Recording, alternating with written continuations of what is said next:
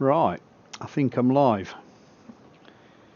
This is just a follow up from last night where I got rained off looking for this very comet. This is C2017 T2 PANSTARRS, and as you can see on the screen, it's got quite a definitive tail and it stands out from the background quite nicely. Not done a stretch or anything, so this is just a standard 30-second exposure, so I'm quite happy with that. I'm going to do a run of about 25-30 images, all in mono, and I'm going to stack them, see what sort of definition we can get on the tail. We are guiding as well at the moment on one of the closer stars. I'm not sure if it's that one. No, I think it's this one here, near that double. Yeah, that's the star we're guiding on. So I'm just going to set it all up and set a capture. I'm just going to check the online feed, and it's looking okay. It's looking okay. Not sure about the audio levels yet, but hopefully it should come through. It should work. Right, let's just move this off the screen and we'll set up a capture on camera. Let's go and edit this one. Right, because we're only working in mono, we're not going to be adding any colours, although I might give it a go after we've got a base set of data to work with. Now, the current exposure is 30 seconds. The stars look pretty round, so we've got no movement. So I'll keep the exposures at 30 seconds. Although it's quite a slow moving comet, so it should be easy to track and it shouldn't stretch too much. Right, we can just leave it on one by one binning. We'll have a pause of 5 seconds between frames, and we'll do a count of, we'll do 40 frames at 30 seconds, and we'll make sure we're on luminance filter, add as new, exposure 30 seconds, binning one by one, pause 5 seconds, count 40, filter luminance, and we'll set that up. There she is.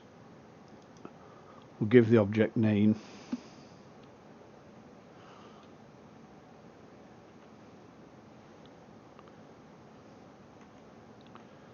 C27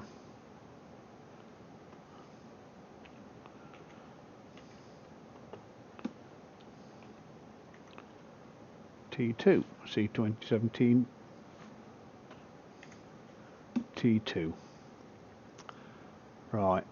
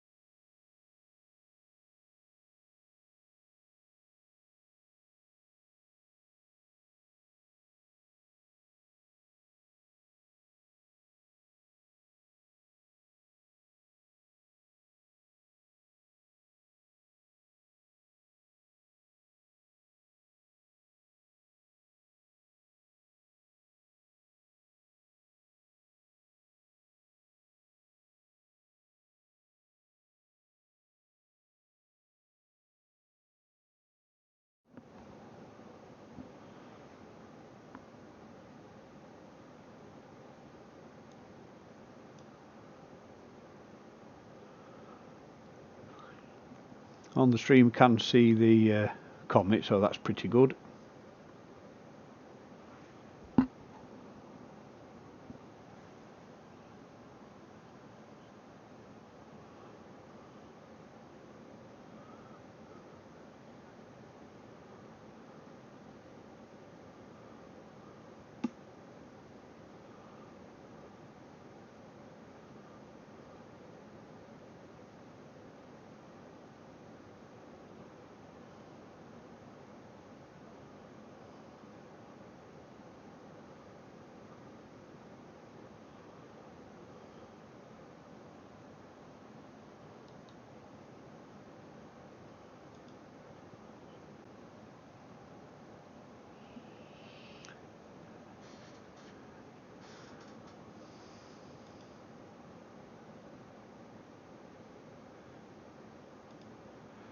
Yeah, the temperature's pretty constant. I'm glad to see that. I might do a video about how I made it, because it's always nice to share. Also the focuses, I built the focuses and the remote control for that, so that might be another video at some point.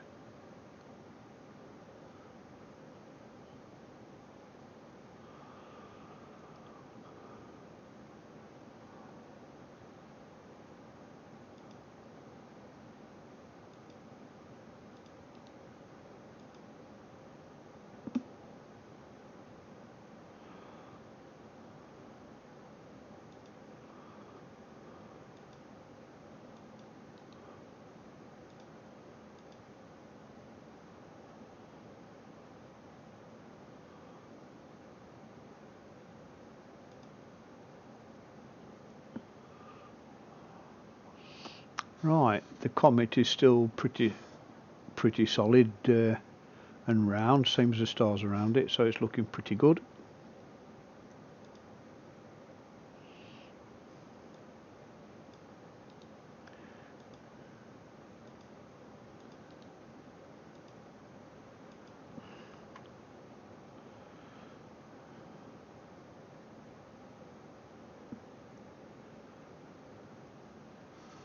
Right.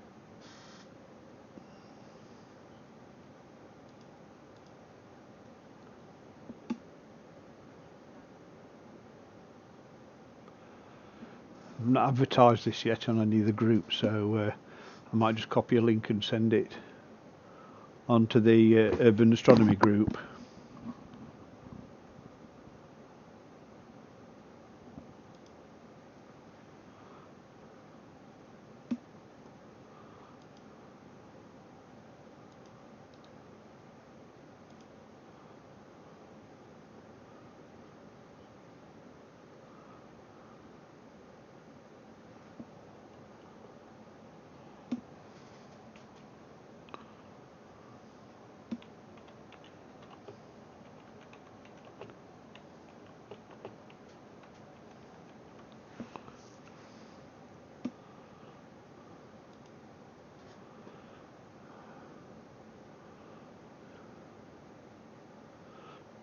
Right, let's put it on the Urban Astronomy Facebook group, so 1 or 2 people should see that.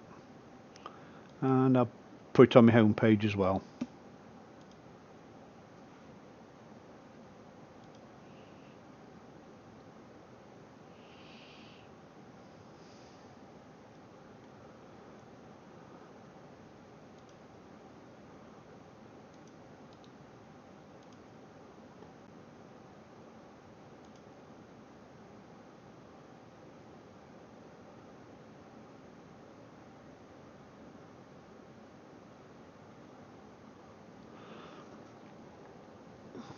There we go. Spread the word a little bit.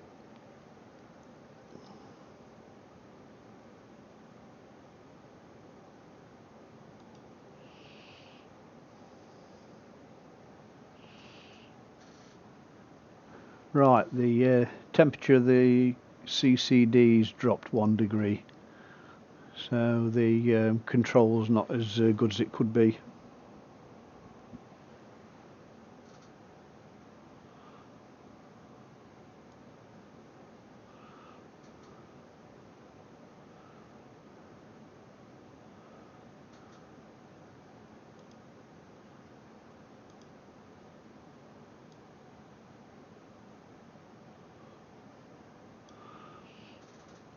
That's not too bad.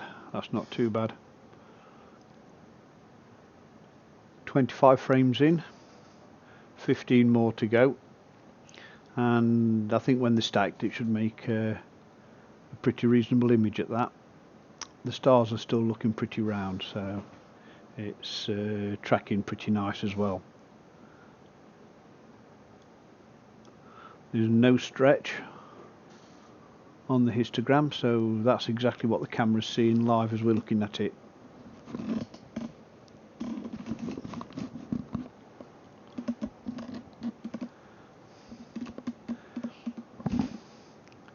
I should have enabled live chat on this stream, so if you have any questions just type a message in there, because last time I'd set it to child friendly and that automatically disables chat, which was a whoopsie on my part.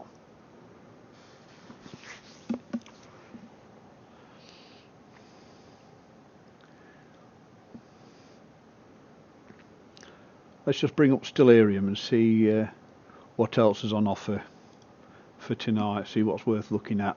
You can see where the scope actually is in relation to everything else. Right.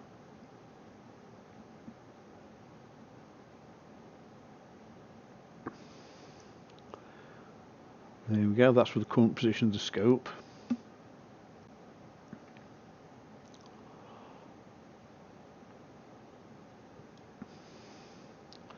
Just above the Andromeda Galaxy. I have a horizon limit of about 28 degrees. So anything below the 28 degree mark is just on my horizon line or just below the walls of the observatory. So that's my limit.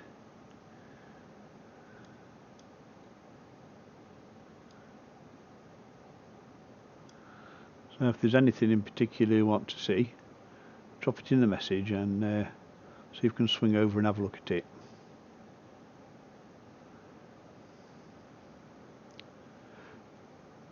The Facebook group UK Cloud Magnets have a object of the month, which this month is the I think it's M82 Galaxy.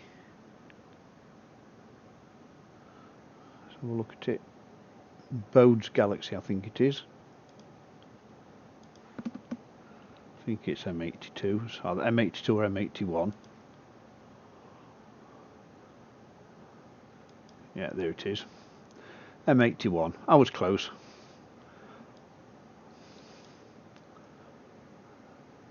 That's at 62.4 degrees, so that might be worth having a look at. Although the Cigar Galaxy with RGB comes out really, really well, so that might be one worth looking at later.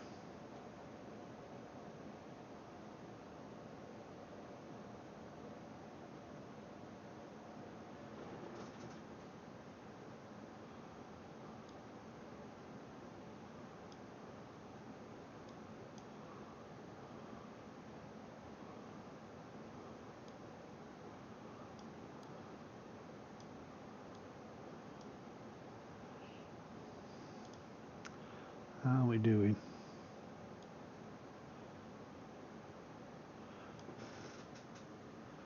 I think we've got a bit of movement that's not quite round.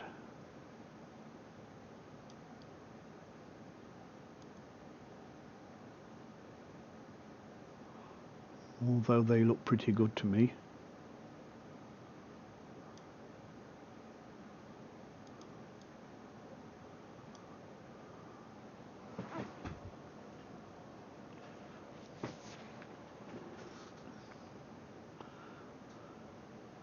So yeah, there we go, T2 PANSTARRS.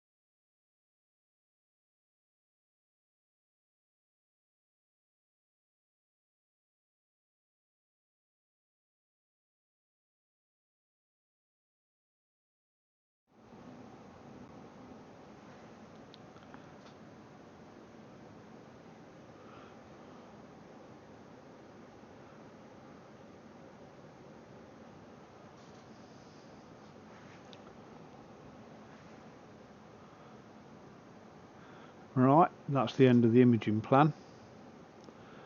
Just shuffle that to one side, drop that down out of the way, and let's add a few colours onto this. So we'll just drop down to say 10 exposures. In fact, let's just have a look what it looks like with the different filters first before we set anything up. Let's go to the red filter and see how that looks on a 30-second exposure. So it's important to get the same amount of light exposures for each filter so the colours look pretty balanced. Go to live view and we'll see what this one looks like at 30-second exposure with the same settings.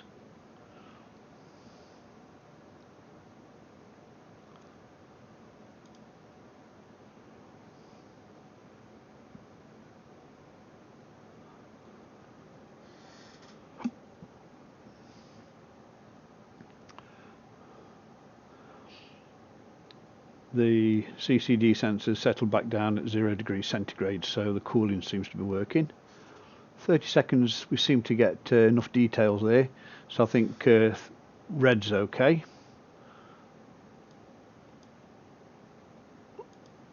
Let's go to green and see what it's like on green. Move that out of the way. Right, if green comes through okay, and blue, we'll do 10 exposures in each filter. Yeah, that looks pretty good.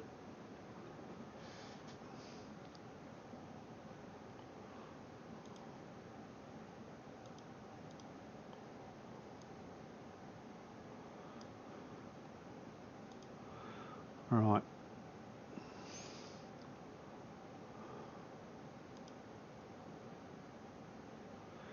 Here we go, just swapping over to blue. Sometimes between the different filters you need to do a refocus, but the focus looks pretty... blue's not too bad. Focus looks okay. Right, let's set up a new plan and use 10 exposures for each. So let's drop that down to 10. Same binning, same pause. Sorry, that's 30-second exposure. I'm turning it wrong window. 30-second exposures, count of 10, and we'll do that in red. Add as new. Then we'll do green, and we'll just replace that one.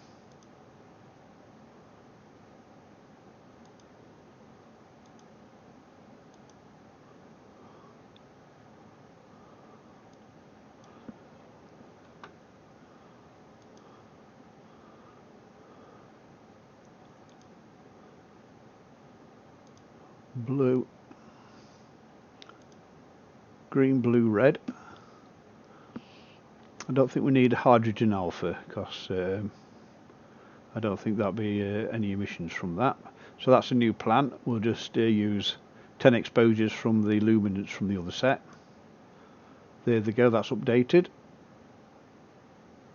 So I'll stop the live view and we'll start. There we go, the filter's changing down to the green filter, and it should come up here, look. 30-second exposures, first one. There's the count. Filter is green, and we'll see what the results are. All these will be saved to the same file, so they'll be easy enough to split off later and combine to make into a colour picture, just using 10 of the red, green, blue and luminance. And that should give us a reasonable facsimile of what it actually looks like.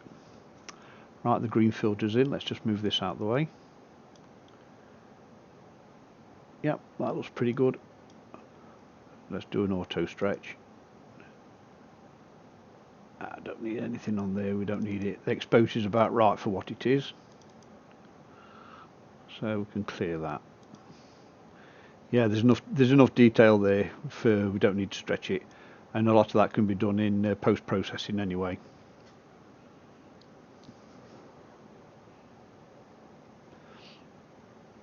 If you look under the part of the plan that's running, there's a line that progresses across. That just gives you an indication of how long we've got to go. And up here it says the whole plan will finish at 23 minutes past 11, which it's only 7 minutes past 11 at the moment. So when we've got that collection of filtered images, then we can move on to a different target. Bode's Galaxy, perhaps Cigar Galaxy. Both those two have been looking good this evening. Unless there's another comet we can find. Let's have a look on the comet tracking site, see if there's any new comets worth looking at.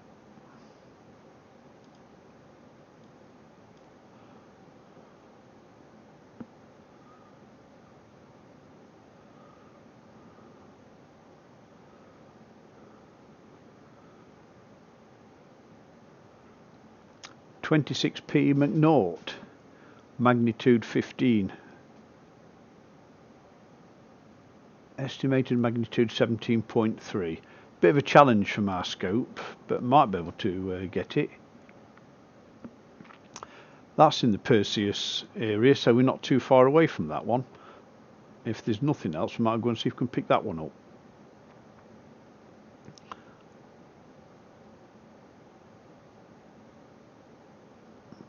There's also 289P Blancpain, which is another one at magnitude 17.3.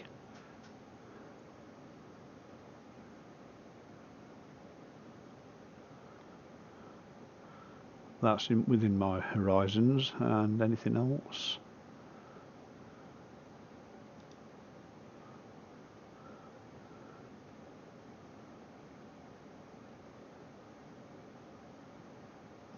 There's one in Hydra, another magnitude 17. Girls, 78P Girls. That's going to be a challenge. That's a small one as well, that is. There's another PANSTARRS one in the constellation of Cancer, magnitude 17.8. That is really pushing it. That might be worth just to see if I could pick it up. And there's one in Leo, magnitude 18.2.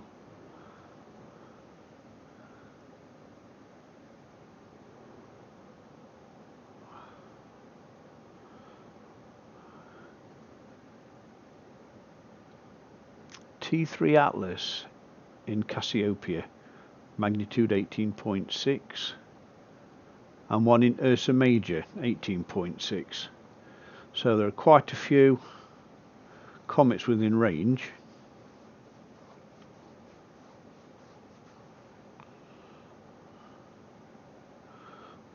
There's two in Leo around the 18.8 magnitude.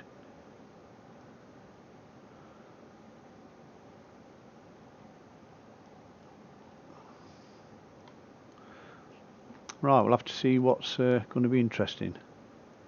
Look at later.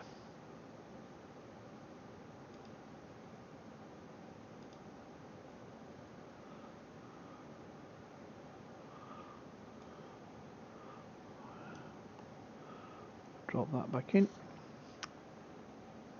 Sensor is hovering between -1 degree centigrade and 0 degrees centigrade. So as long as it's not too much of a variance, it should still be pretty constant for colour intensity and noise. Normally the lower the temperature you get, the less noise you get on the image.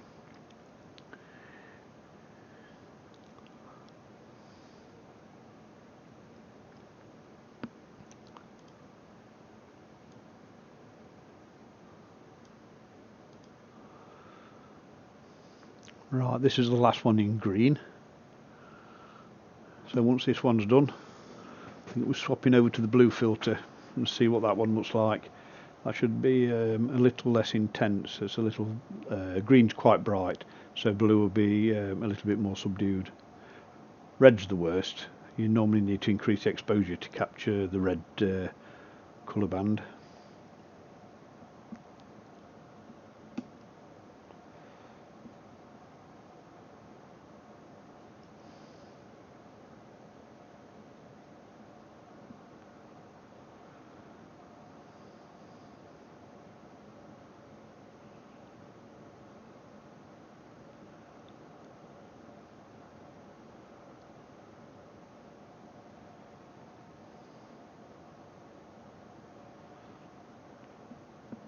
There's some quite interesting comet tracking sites. So there's a lot of information on different comets that are visible to us. So it's quite easy to locate one, as long as you've got decent go-to facilities or a good sense of part of the sky you're looking at.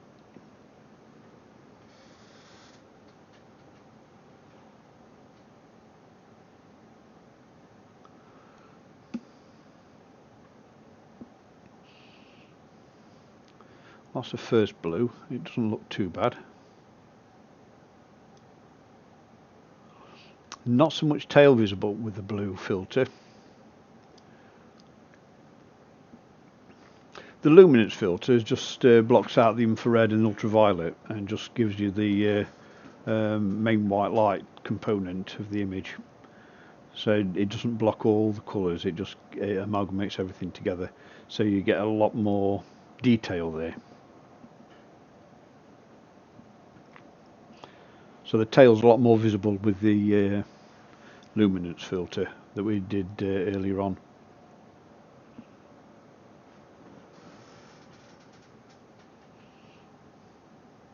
Right, while that's going through there, I'll bring up that website and I'll show you the different comets that are available to go and look at.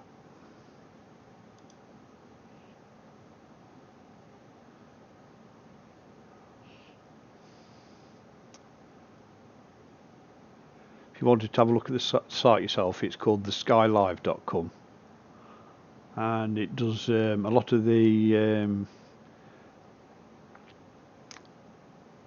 easier to find items.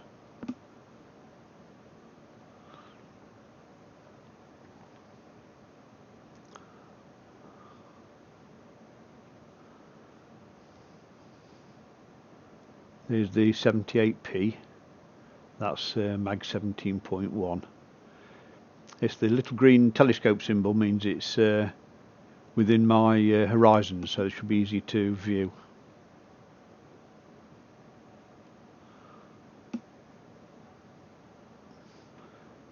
Ursa Major and Cassiopeia, magnitude 18.6, both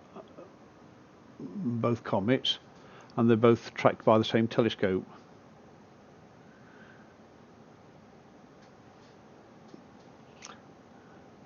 The description: C stands for comet, there's asteroids as well. 2019 is the year of discovery. T2 the telescope, and Atlas the telescope. T2 the designation, and the telescope system that we used is Atlas. Hence PANSTARRS. That's a good telescope for hunting near-Earth objects.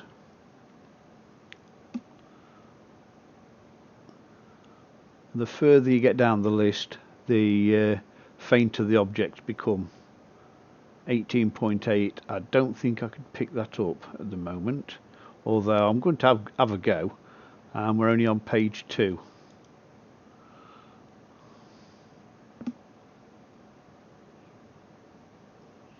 Magnitude 19.2 in Cephalus, so that one might be challenging to have a look at.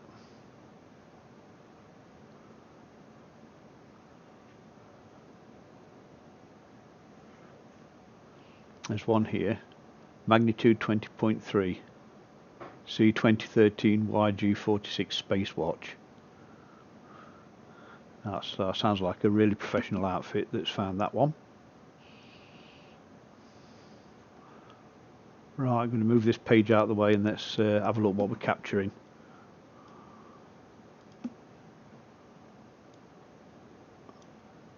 Yep, still looking good, still looking good.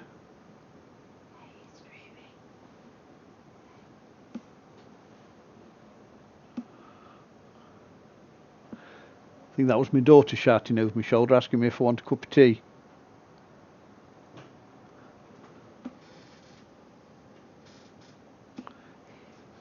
She sneaked off. Right, one more exposure in the blue filter, and then we'll move over to the red, and you'll see the difference that the filters make, how much red's blocked or let through how much the red component is of the available light that's coming through.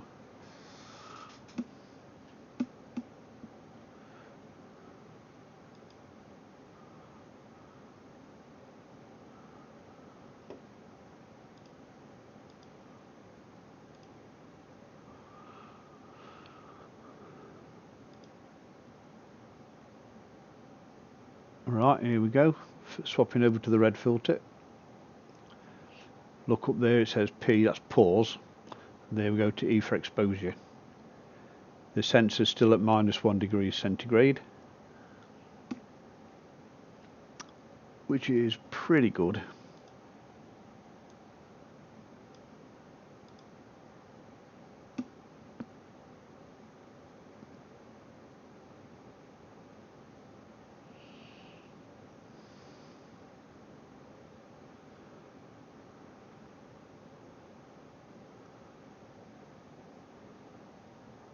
Yeah, that's definitely a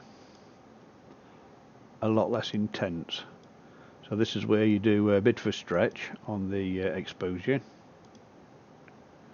and drop it back a little bit just to bring out the detail, just make sure we're still on target, and check the stars for roundness. They still look round, so the focus is pretty good.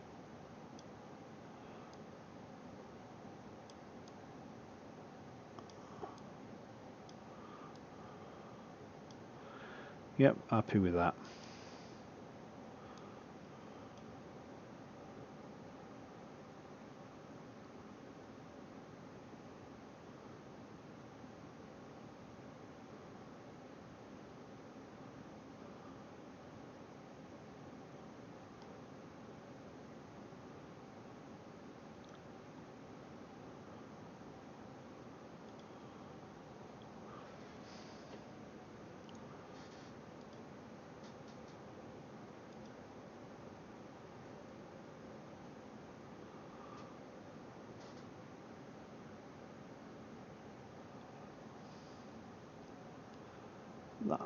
That looks a little bit blurred, but the stars around it are still pretty round.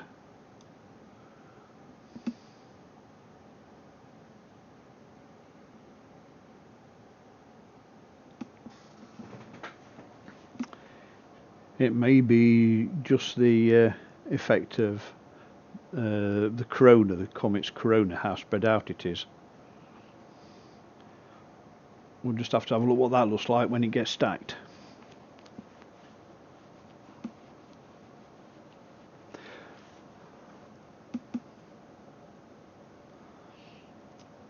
So we're just about halfway through on the reds, and the predicted end time is 23 minutes past 11, so that's about 3 more minutes, and then we can pick a different target.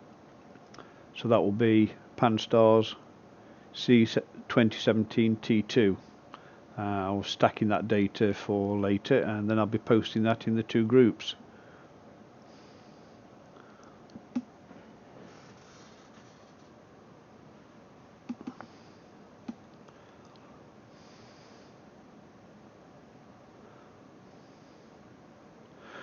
Right, did you want to go and have a look at a different comet, try and pick up one of the MAG-18s, or did you want to have a look at Bode's Galaxy, Cigar Galaxy? Just pop a message in the chat window, and if there's anything you want to look at, we'll go and have a look. Otherwise I might just pick another comet.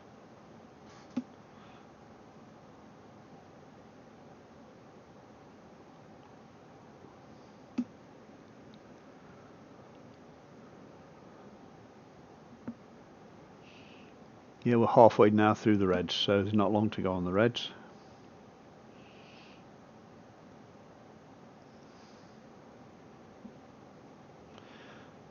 So just to recap, we've got 40 exposures in the luminance band and 10 each in the red, green and blue, all at the same 30-second exposure. So if I just drop 10 images out of the luminance and add them together with the RGB, should make a decent colour image.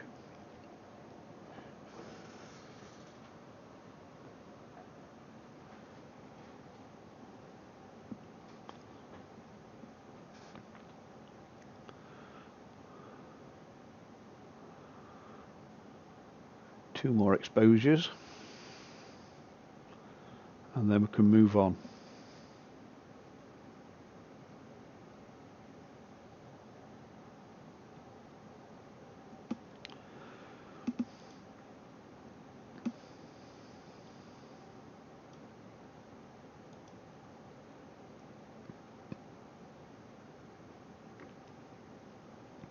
Right, I'll bring back the tracking site so you can see what comets we've got available to look at.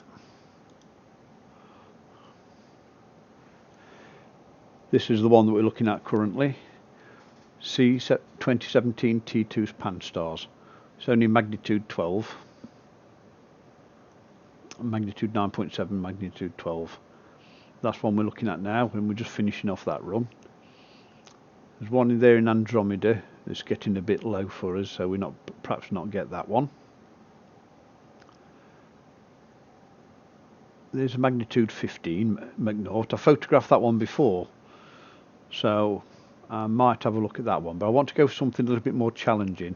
The magnitude 18s, that might be worth testing on this evening. That's the imaging plan complete. So let's go on to page 2.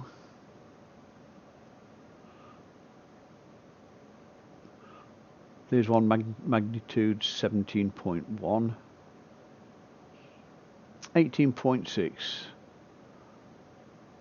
Ursa Major and Cassiopeia. Right, let's have a look at this one, live track it.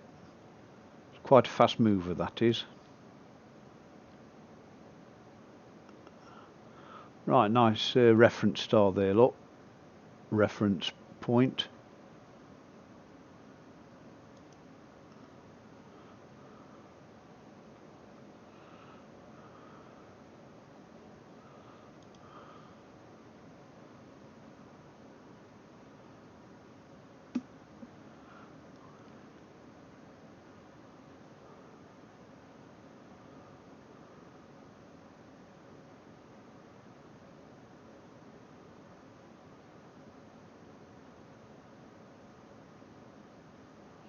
Eight 7387. Right, let's bring up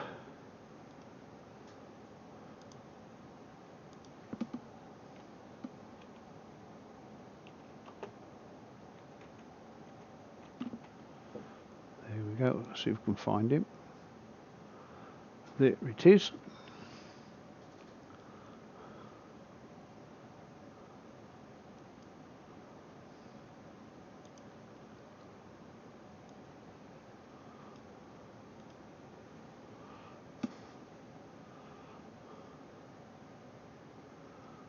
.50°, so it should be findable.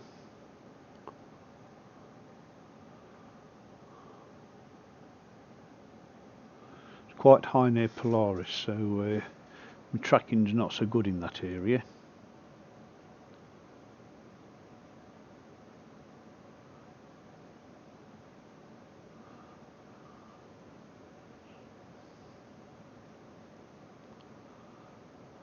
Right, let's stop the guiding and swing over there and have a look.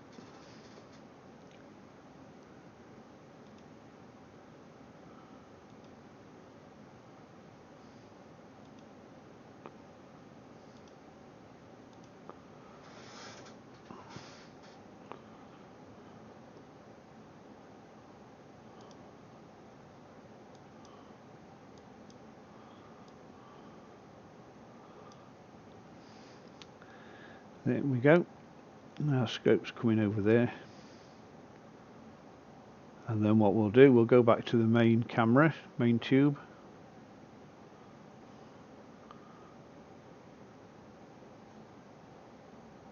and set it up in live view. Bring this down out of the way. Right, it's going to do a 30-second exposure, and we'll see what's in the area. 13 seconds through. I'll bring in the guide camera and we'll see if there's anything that we can lock onto for guiding.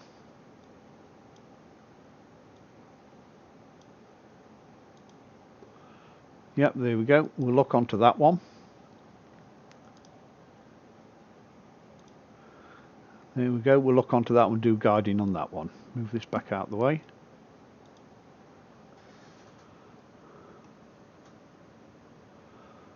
Right, can't see anything here. Let's go change filters, because we're still on the red filter. And then we'll go to luminance.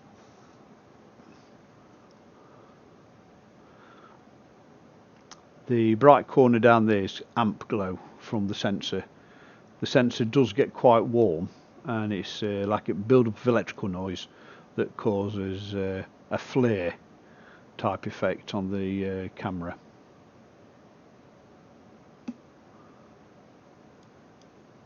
Let's clear that.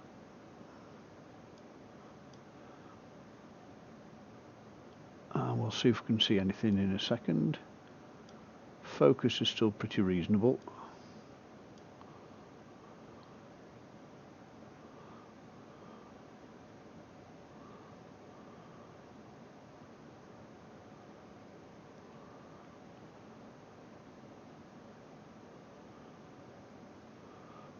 Right, can't see anything on here at the moment.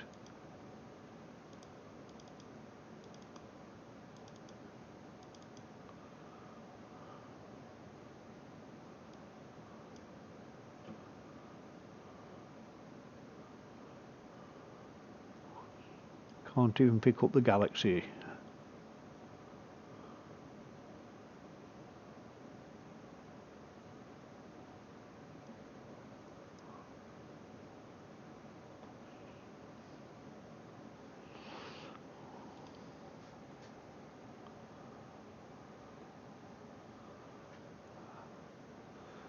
Mag 12, so we should be able to pick it up.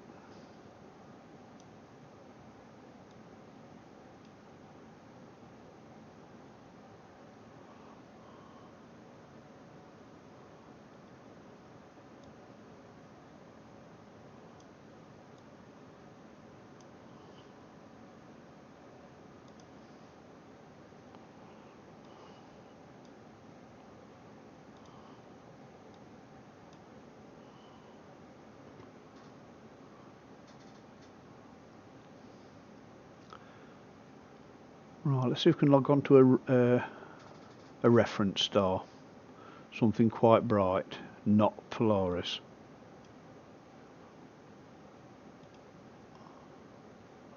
Mag 3.2 should stand out in the middle of the screen. Let's see if we can find that one.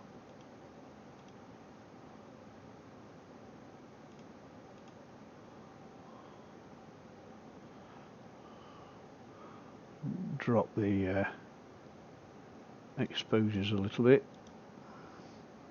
get a faster update.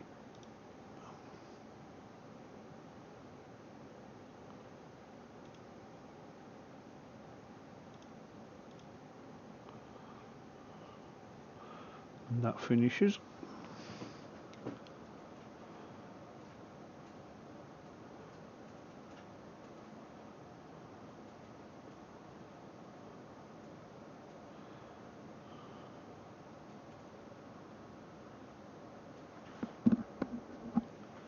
Right, I think that bright patch there along the right hand edge could be the star just here. Let's see if we can bring it in.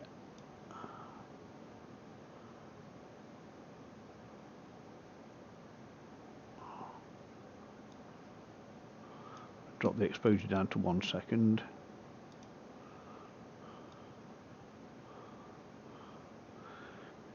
Yeah, that's definitely going to be our reference star.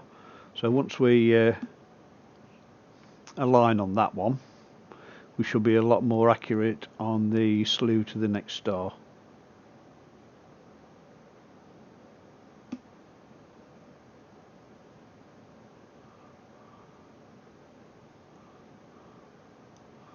Right, put the centre target up.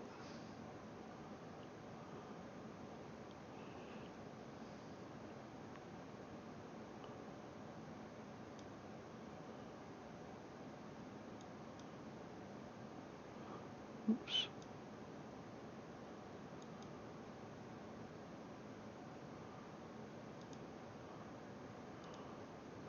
Right, that'll do for me. I'll just synchronise on that.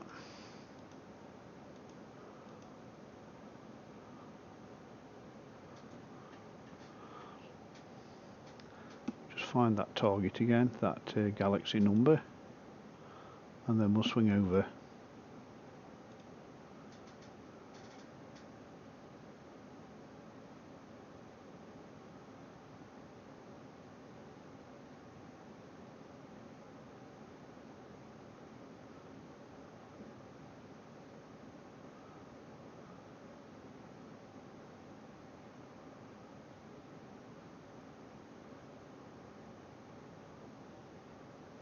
PGC 87387.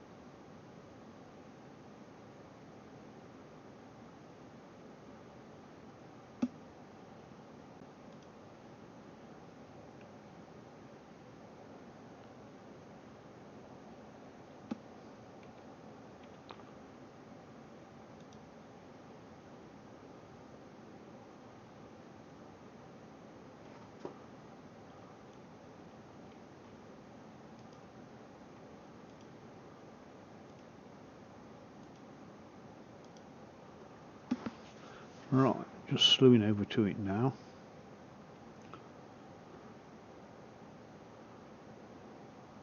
Should be reasonably centre of screen this time.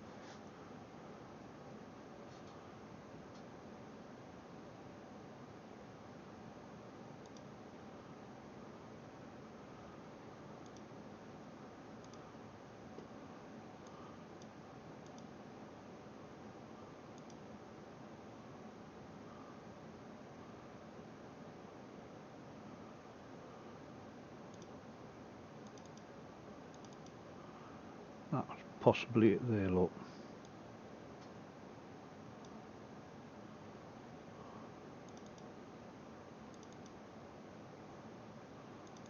Saying that, that looks like the Comet.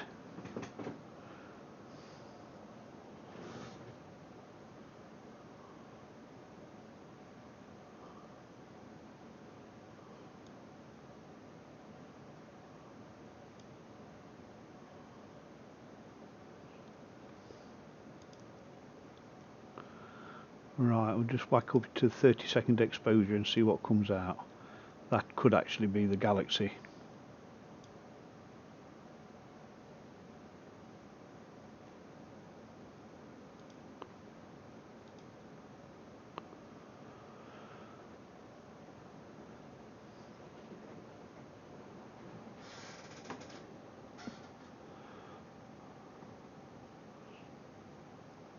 And we are in the luminance filter, aren't we? We are indeed.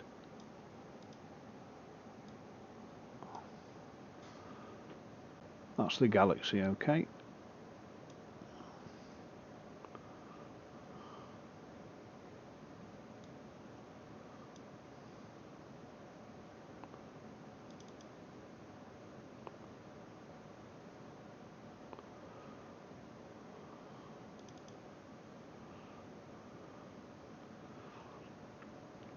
Right, I'm looking. I can't immediately pick out the Comet, but what we can do,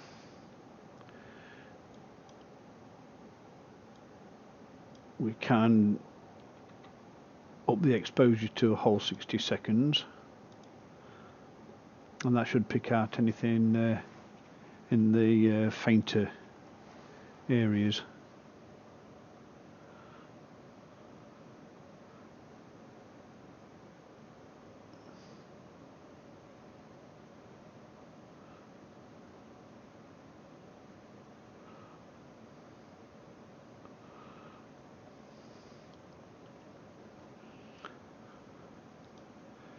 if we have a look at the page with the Comet tracking on, it should show you how close we are. Right, the Comet's just to the south, assuming we've got south in the correct orientation, but that should be within range of the resolution of the camera.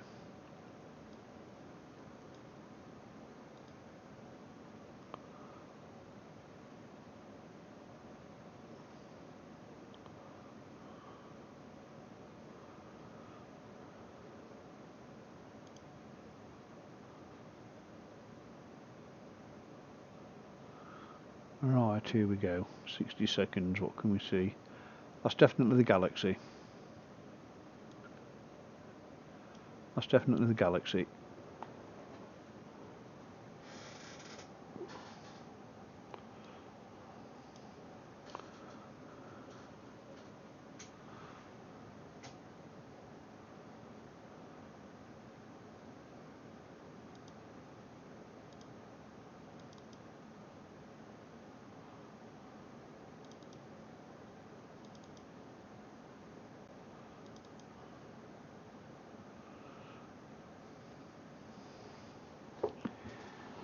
Can't initially see anything that might be the Comet.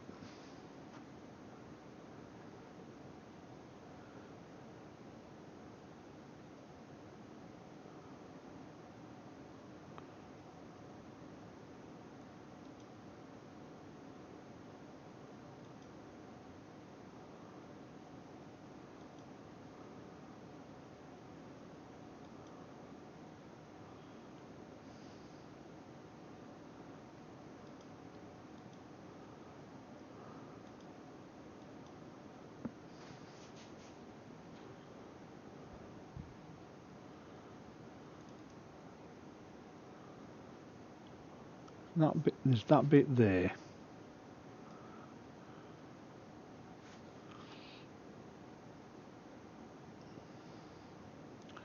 But I'm not sure if that's Comet tail. Could be a double star. I'm not 100% sure.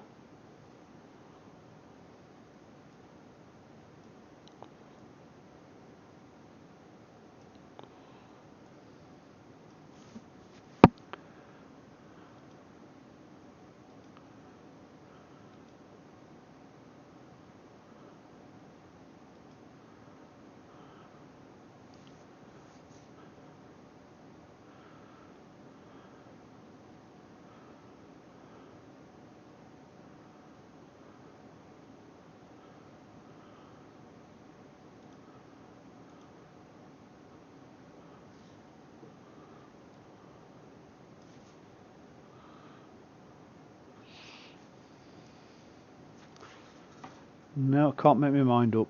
Can't make my mind up.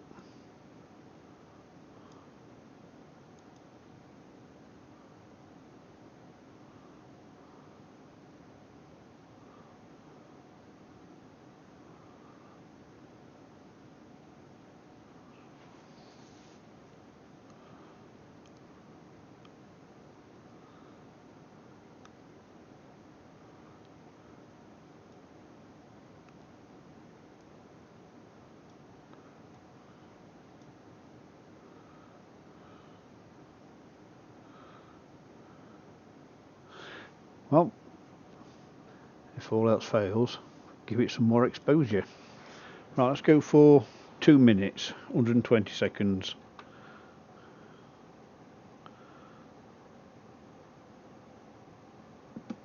Let's set that. Let's see if we're guiding. Can we look on anything to guide onto? Yeah, we'll guide on that.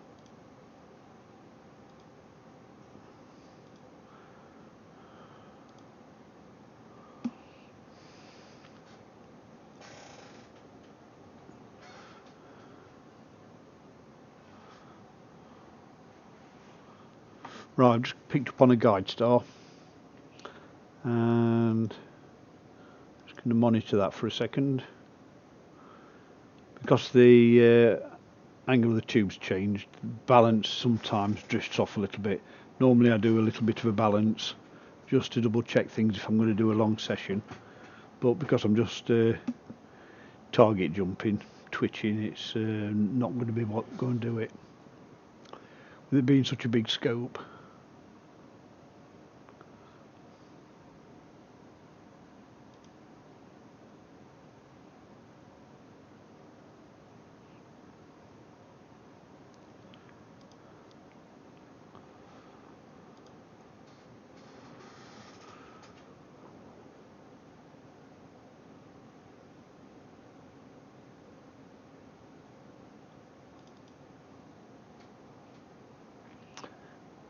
There's a close-up of the camera and the guide scope.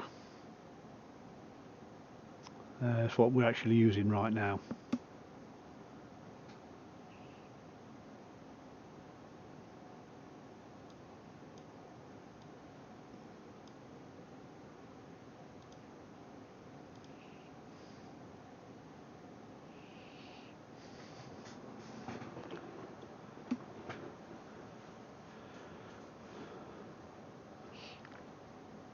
Right, the histogram looks pretty good. That's roughly the area you want it for when you're doing long exposures, just slightly off the left hand edge. It's just starting to break up the little jaggies there, so we're losing a little bit of exposure, and that's non-stretched. So just give it a bit of a stretch and then drop it back down again.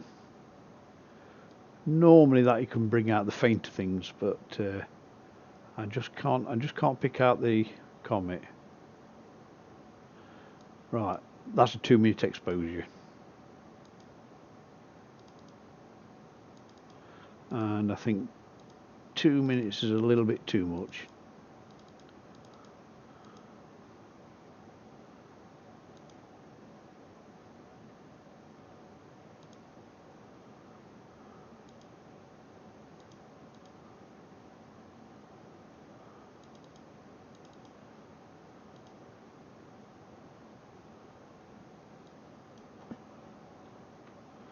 Drop it down to 90.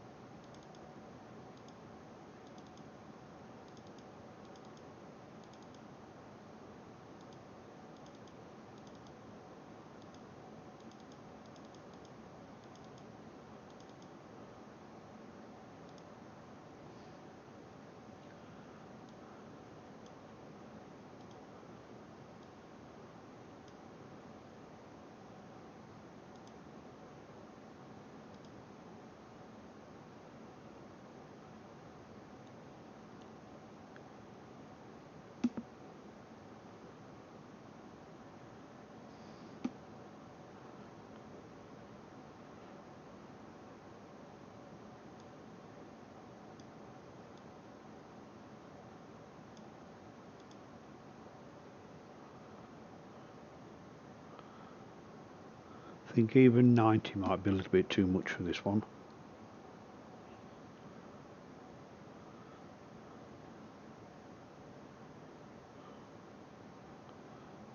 No, not too bad, not too bad.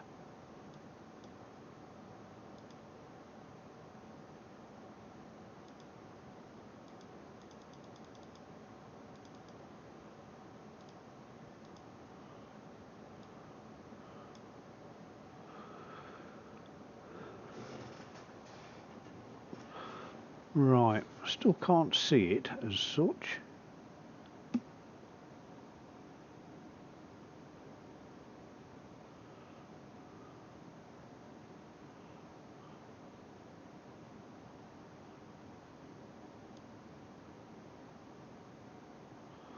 I think that's just a double star. I don't think that bit's the Comet there.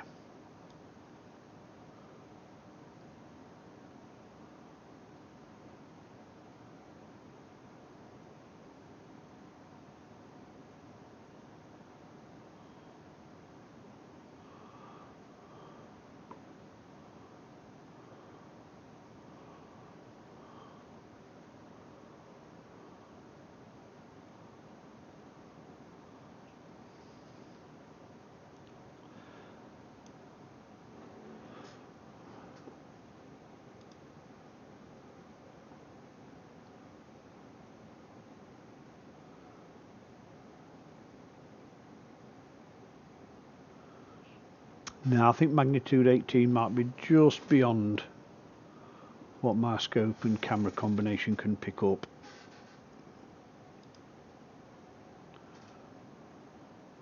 That looks... No, I can't pick anything out. I can't pick anything out. And the comet's moving so slow. 14-hour periods. No, it's moving so slow I won't be able to pick it up between exposures.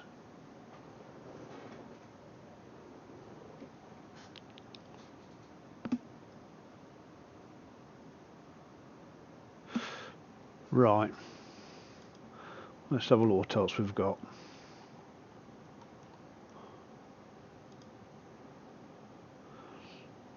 Was the McNaught? That was one that might be within range.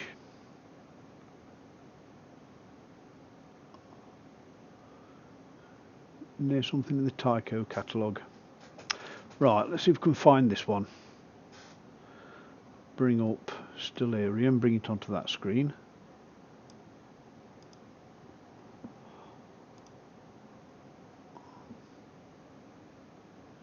TYC. Nope.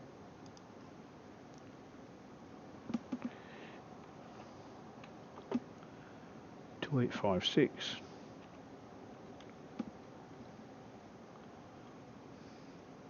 882-1. There we go. Let's have a look where that one is.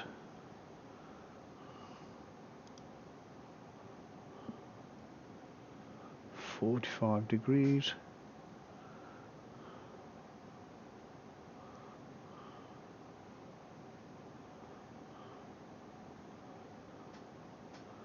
Right, let's see if we can find that one.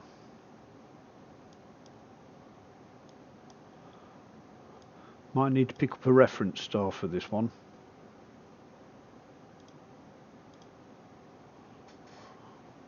Algol just below it.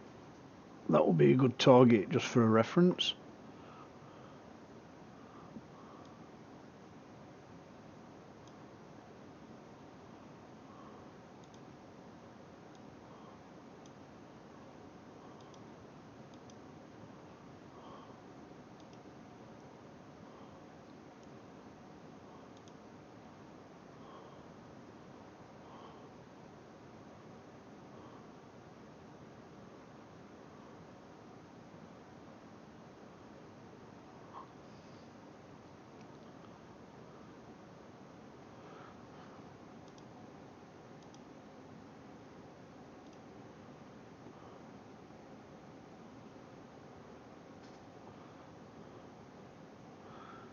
Right, what's the magnitude of that one?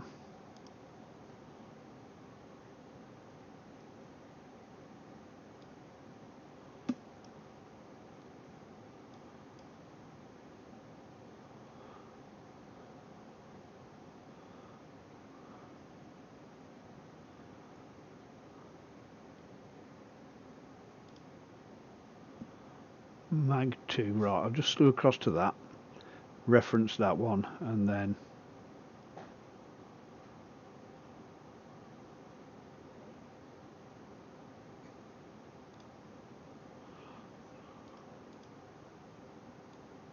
Hey, you still streaming? yeah, sweetheart. I'm gonna go to bed now, okay?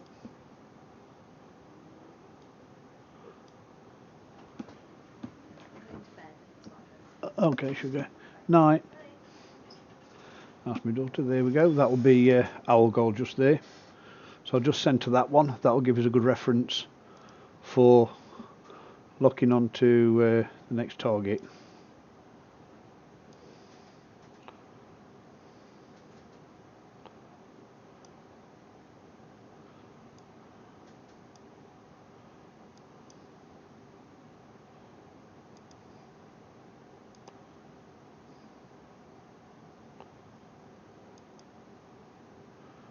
Oops.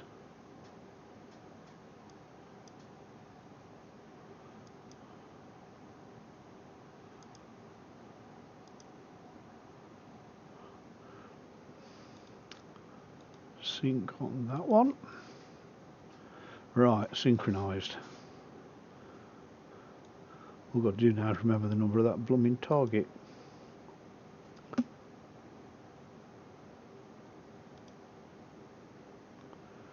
TYC 2856 8821.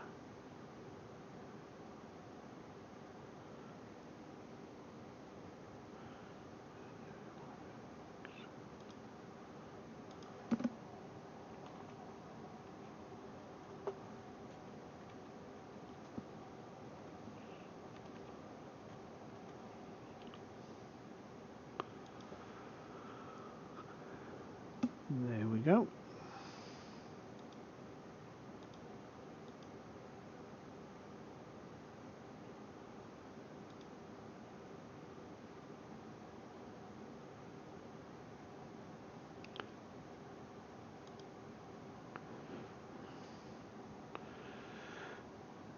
And somewhere in there is Mach 0.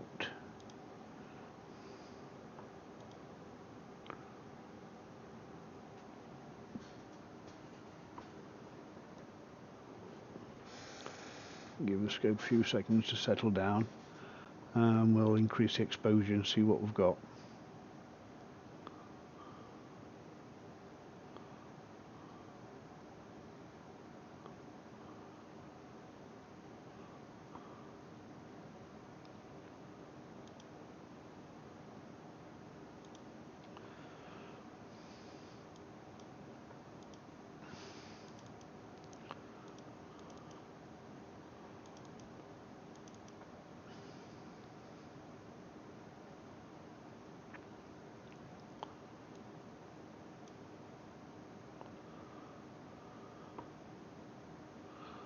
And there's another one I can't see.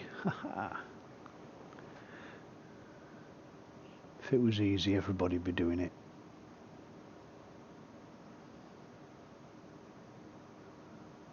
And that could be it just there.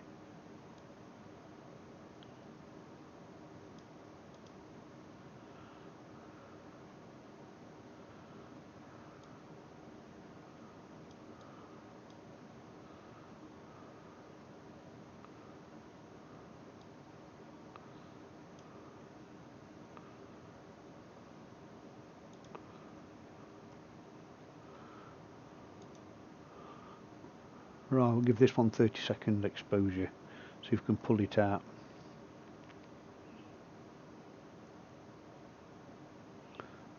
Drop on a guide star to stop drifting.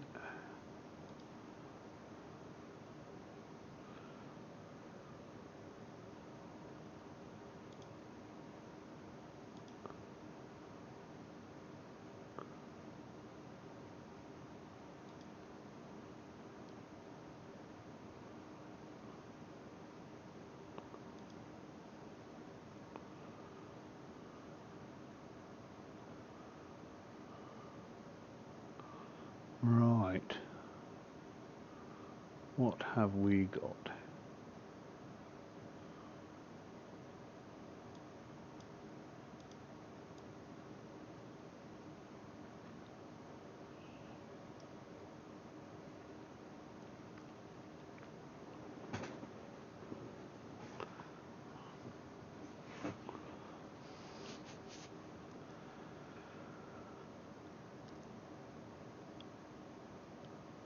There.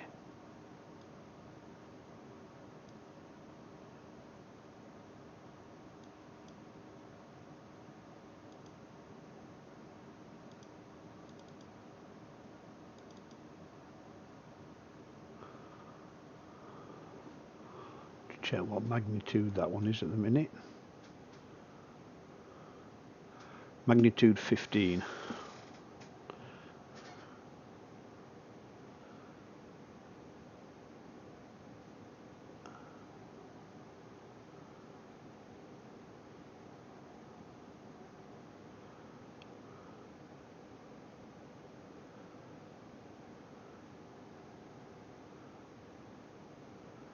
Picking up a reference for these two stars here. See what magnitude they are.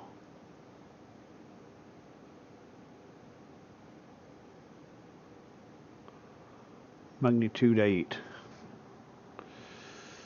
8.3 and 8.03. 8.3, 8.03.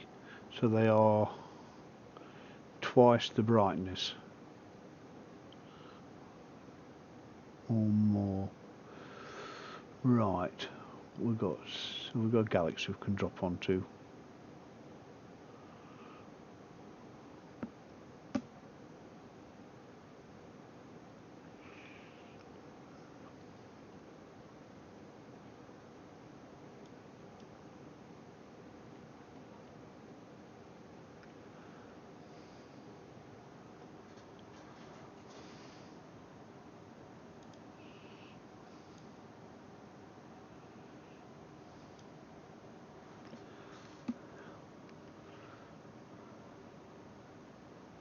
That one there.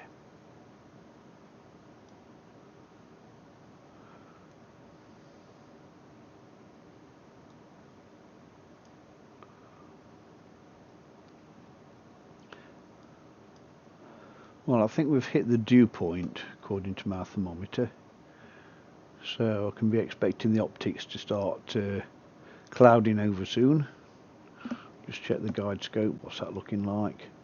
Yeah, the guide scope's starting to mist over. So the main mirror will be going soon. Time we've got midnight. I think that might be a galaxy just there. That could be a galaxy.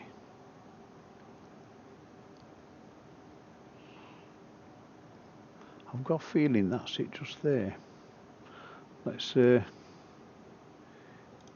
it a 90-second exposure, see what that brings out.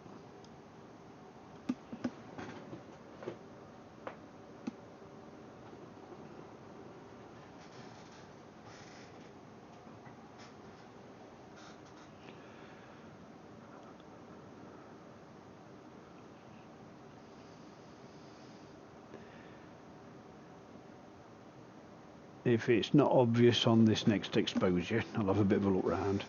I think I'll go to the Bode's Nebula, sorry, Bode's Galaxy and Cigar Galaxy, and see what they're looking like.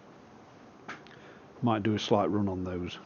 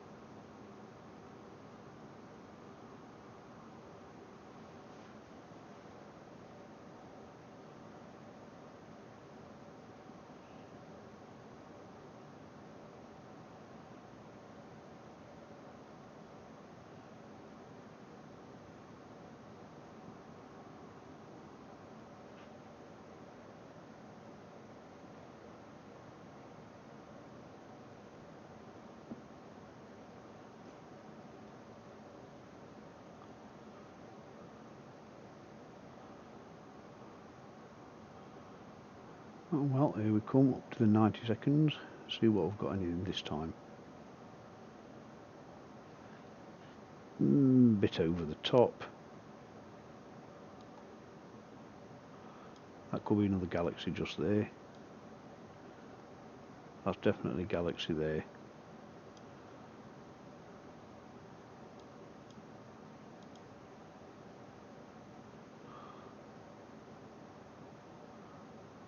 Two galaxies, can't see the comet.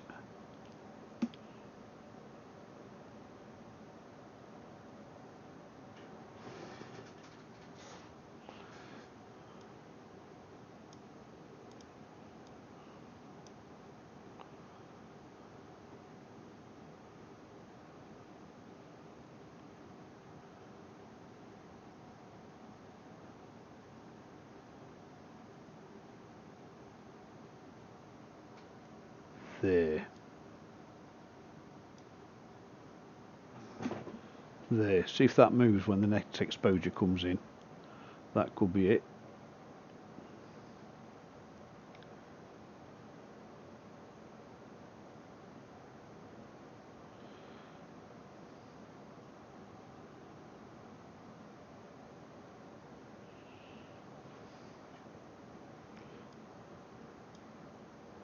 Right, get that star in the corner, pointer on the target, possibly.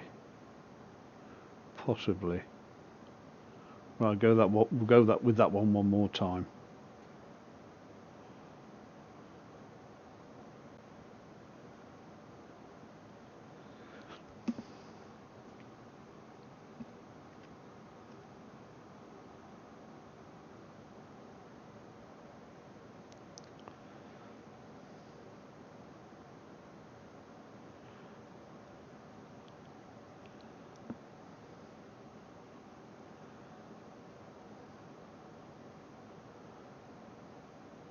Can't see anything else that resembles a moving smudge.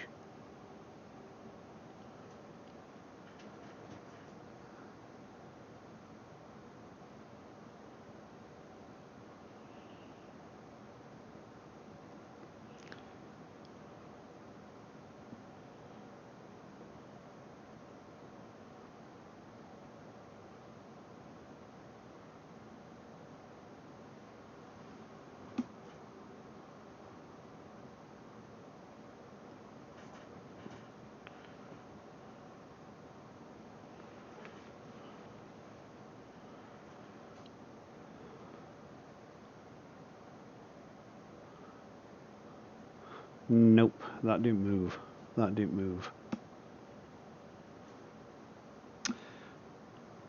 Right, let's have a look for Bode's Nebula.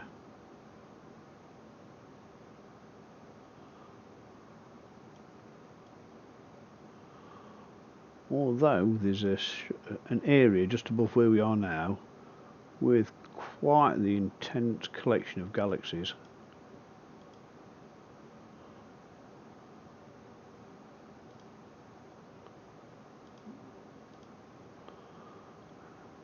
And I think I'm just going to slew over that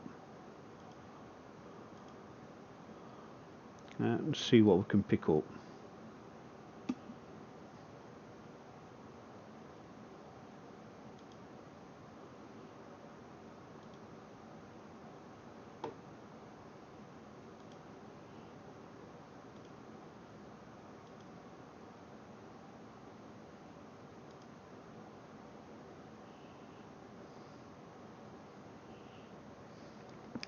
I'll leave it at 90 seconds because the magnitude range is quite high on these galaxies, between 12 and 17, so 90 seconds should pick a few out.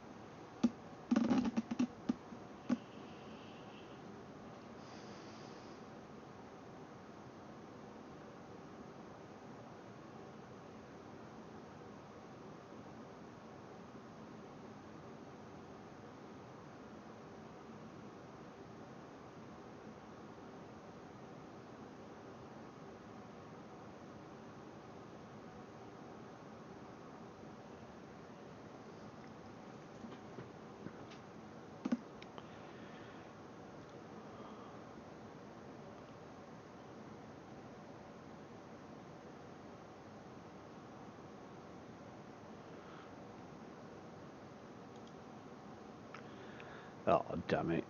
Excuse me.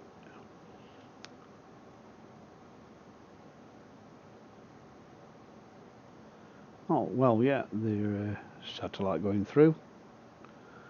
And quite a lot of galaxies in that one. Right, drop that down to 30 seconds and start again.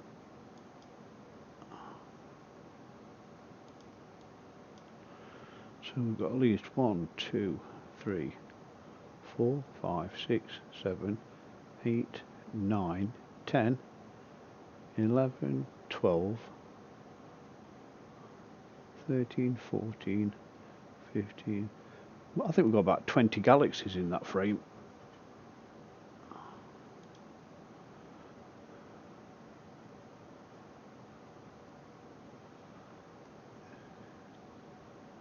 Yep, 20 galaxies there. Easy. Let's go back to 2 again.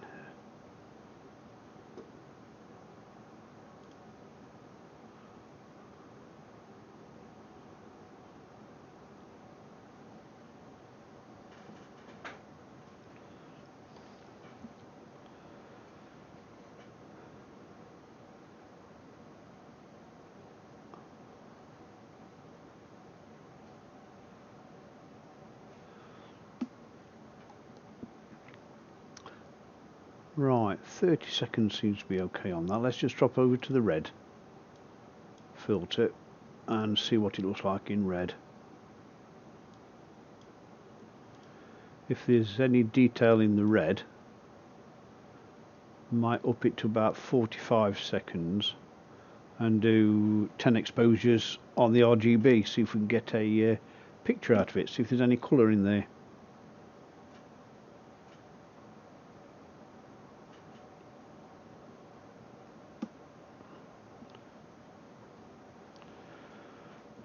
Don't think I'm going to reframe because there's plenty of different items in there, lots of different galaxies. Right, there's something there. Let's just up it to 45 seconds, keep the gain at 300.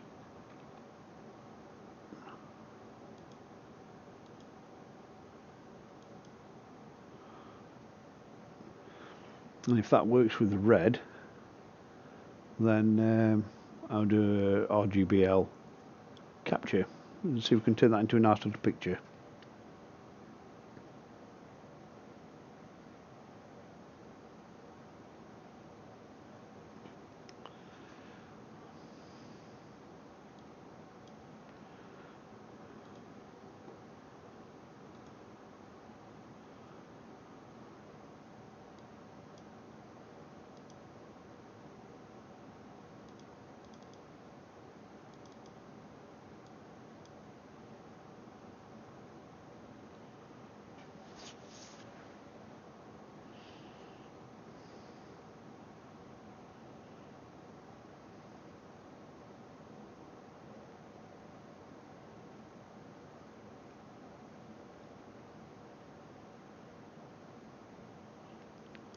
Right, it's got quite a bit of amp glow in this bottom right hand corner, but if I do dark frame subtraction, that should take a bit of that out. Right, let's go to imaging plans.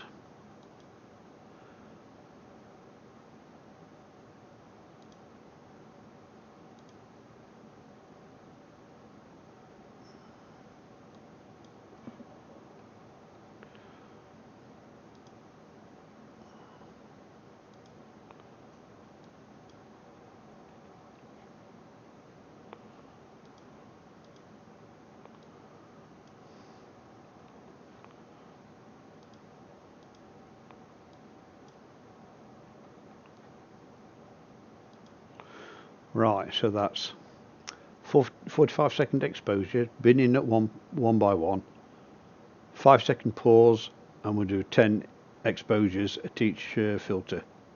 So save that. Starting green, luminance blue, red. I'll just pick up the area name for a reference.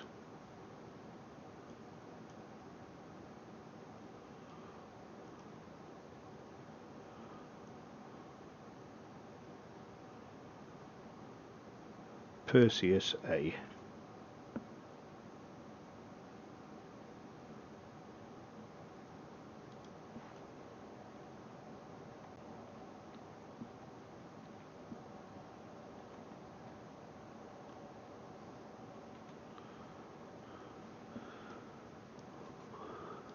There we go.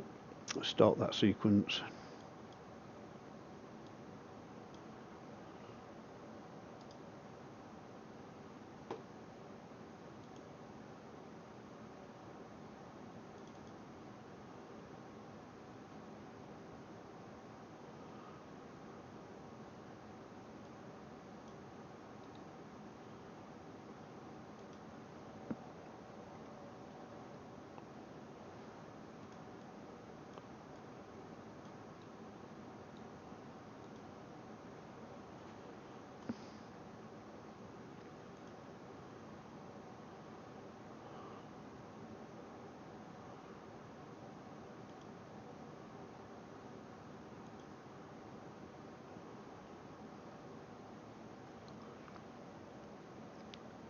Right, that looks pretty reasonable. Quite a few galaxies in there, so that should make an interesting image when it's finished. Let's turn the stretching off, clear that.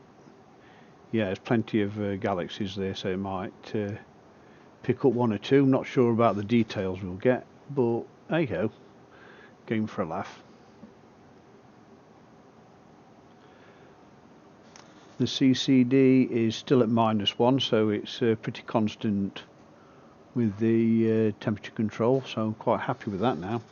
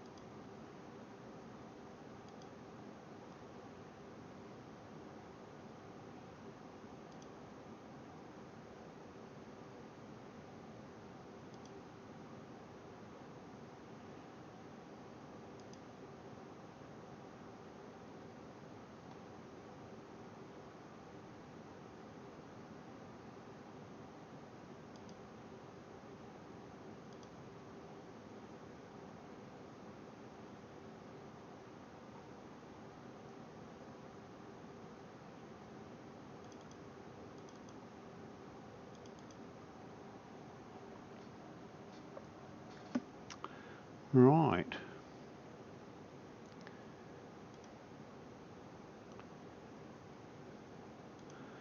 Everything looks pretty solid on that.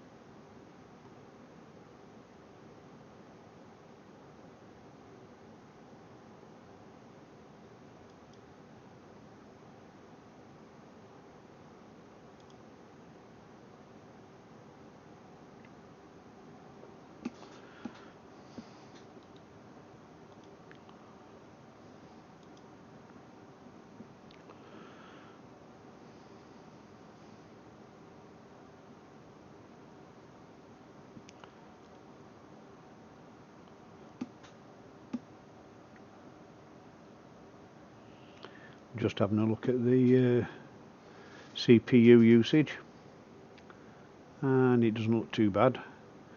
I built this system just for this particular scenario. I'll bring it over, look.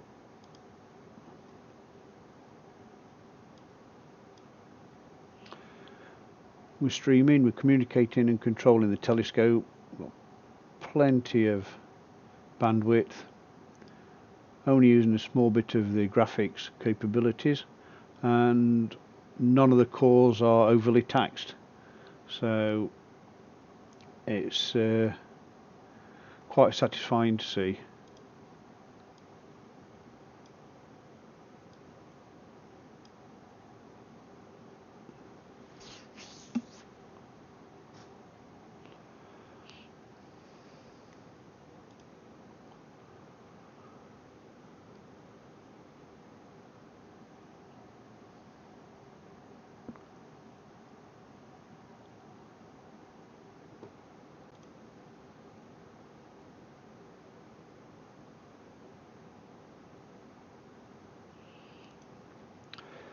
Yeah, the guide scope's misting over a little bit.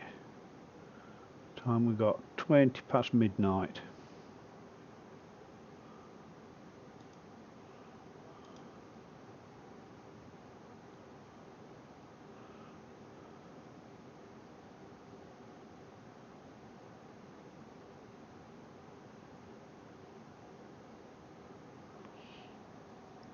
And the dew point is -1 at the moment.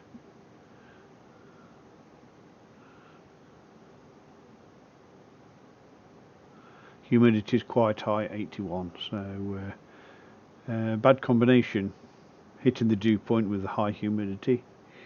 So that would be the reason why the guide scope's misting over. A bit like my eyes, really.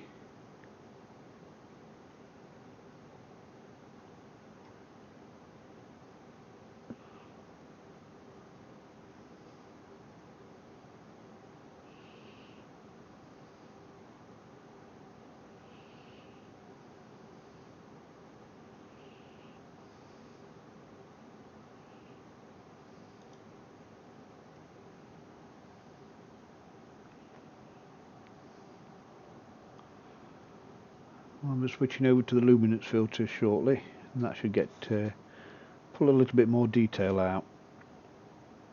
The star's pretty round, focus is pretty good, but there are plenty of fuzzies out there, or galaxies, everywhere we look.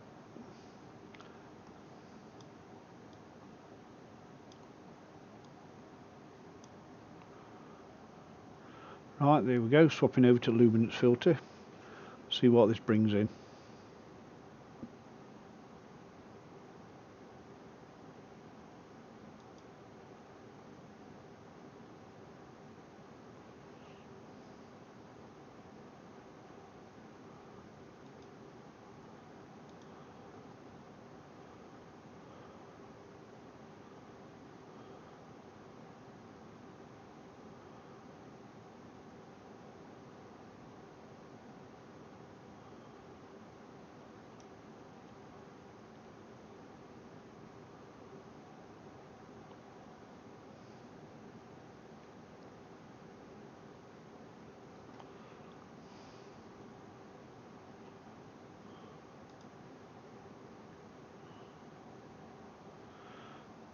Yep, there's definitely a lot of fuzzies in that shot.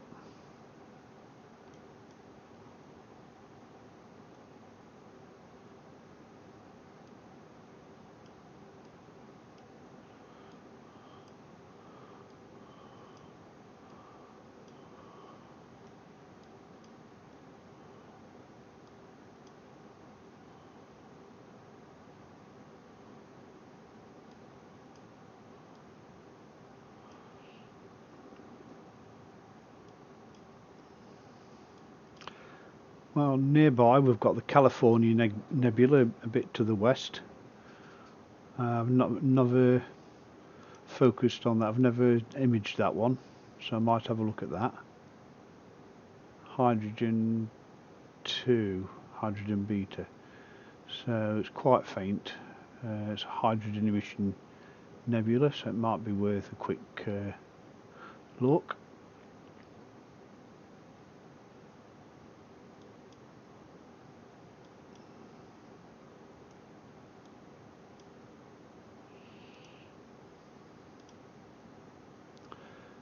And there's also the Pleiades.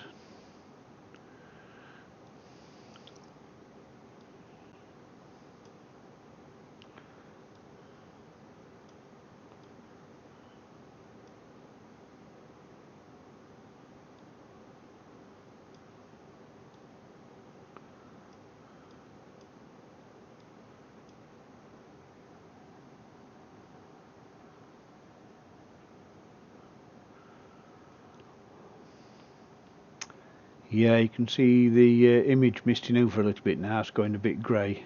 The definitive blacks are being lost.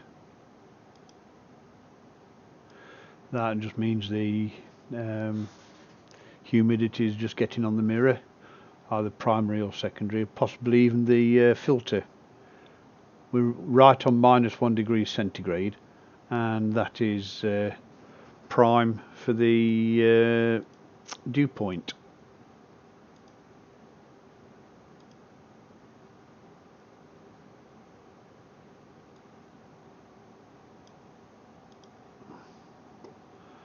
There we go, look, the dew point at -1 and high humidity, so it's a bad combination.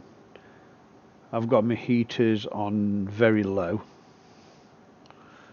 so the sensor should be okay, but the secondary mirror, possibly the primary mirror, might be starting to fog over a little bit. I'm not going to move and have a look because I don't want to disturb the imaging run. And we're at Bortle 8, Class 8 Bortle, so not the best of viewing areas.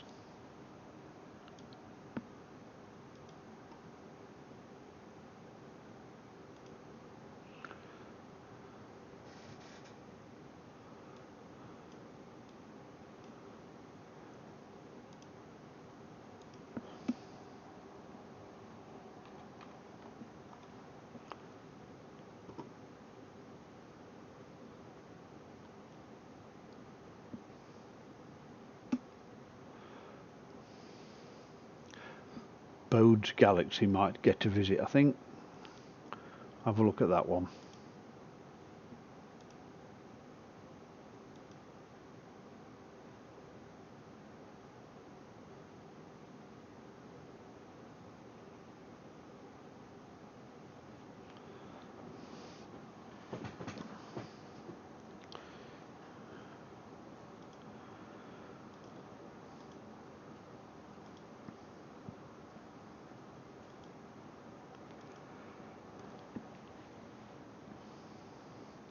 I'm not even sure if I can get the whole of the Bode's Galaxy in frame. There we go, something to aim for. Go and have a look.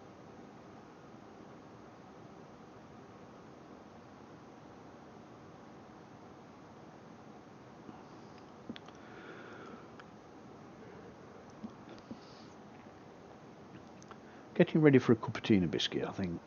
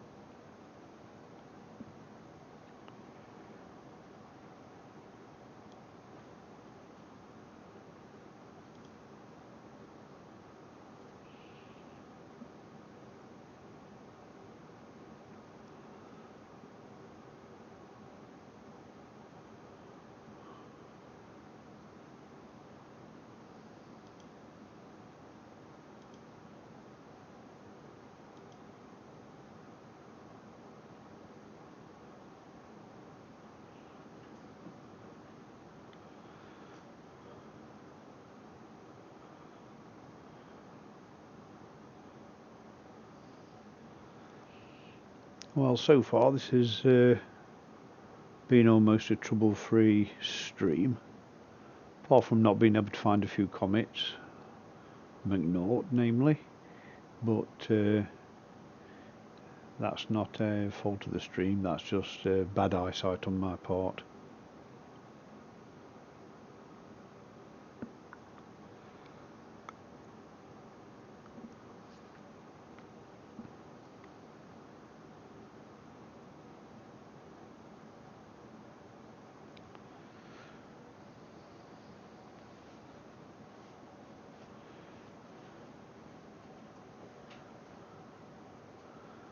Well, the tracking seems pretty much spot on, because there's very little movement on screen between exposures. Normally might get a bit of drift, a bit of creep, but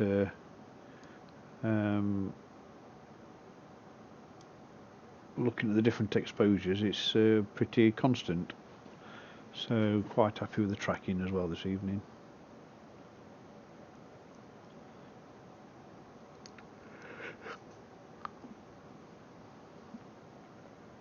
This is the last of the luminance exposures.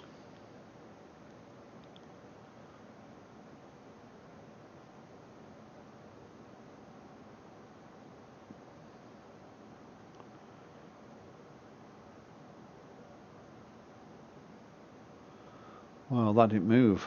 That didn't move. So quite happy with that.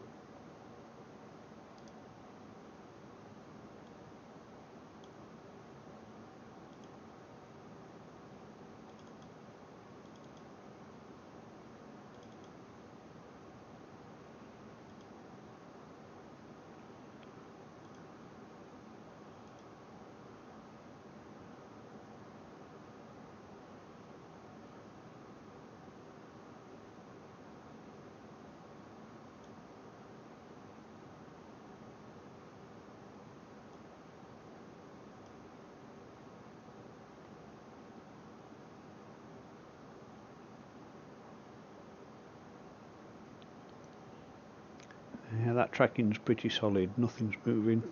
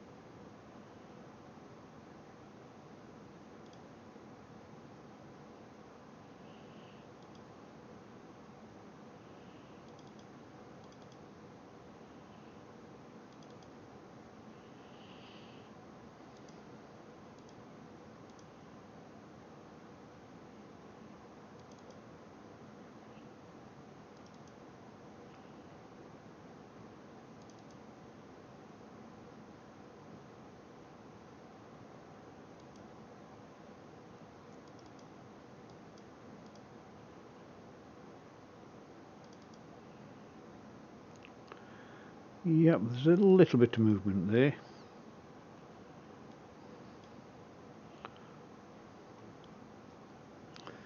Those are just joined. That was one of the images from earlier on. The C27 C2017 T2 PANSTARRS.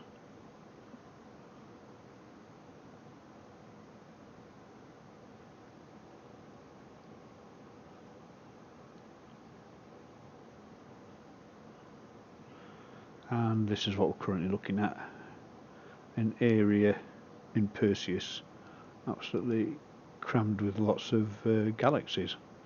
So I'm just trying to get a collection of exposures, see if we can bring things together and make a little picture.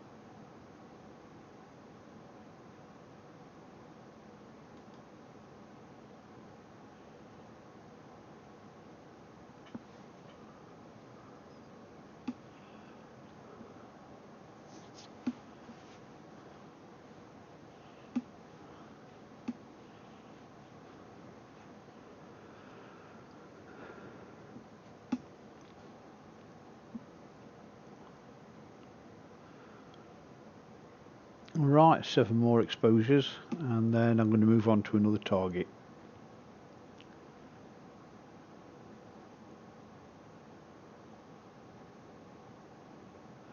I think I'll slew over to M82 and have a look at that.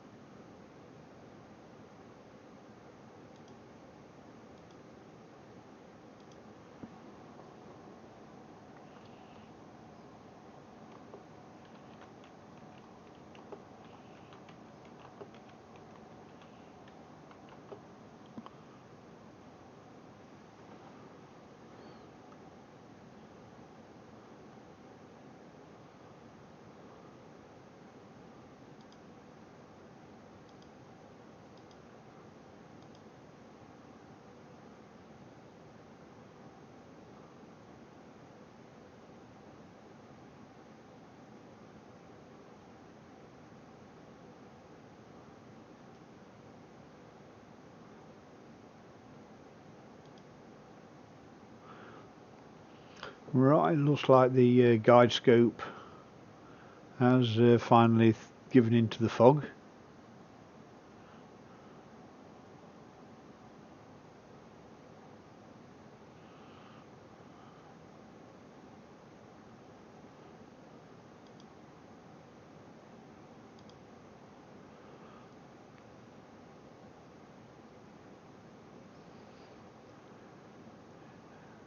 Just a little tweak, increase exposure from half a second to 1 second on the guide scope, and that seems to have settled it down a little bit. But looking at this, everything's starting to go a little bit soft on the edges.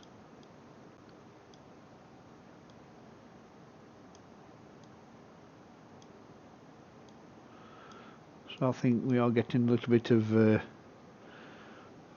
dew forming on the equipment now.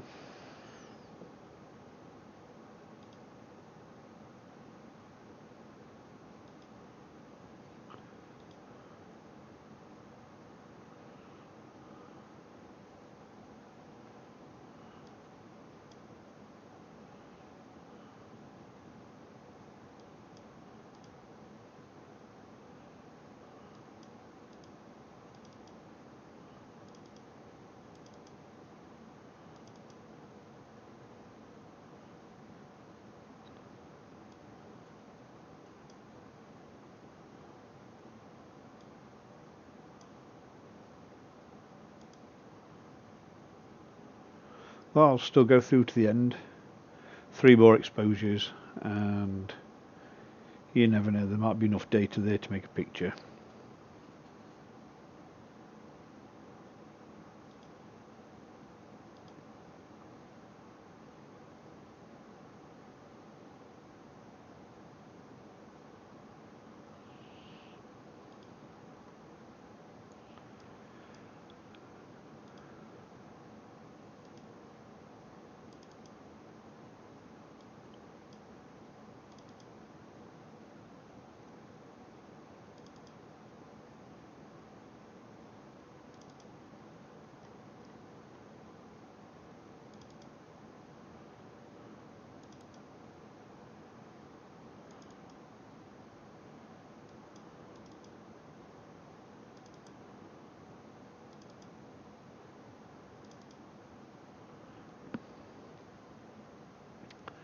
Two more to go.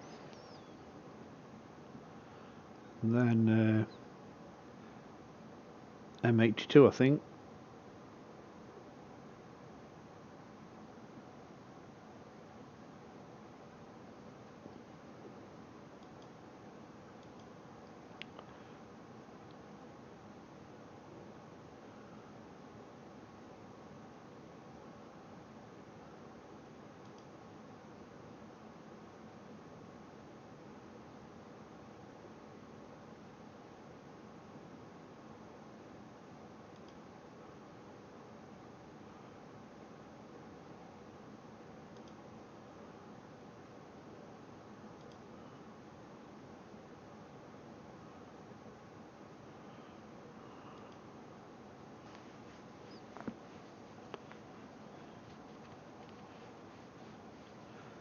Here we go, last one. Oh, it seems a lot of people are doing M82 at the moment. It's Object of the Month for UK cloud magnets, that's why I just realised that. So I'm going to have a go at it. Put 10 minutes in each colour band and see what I can do.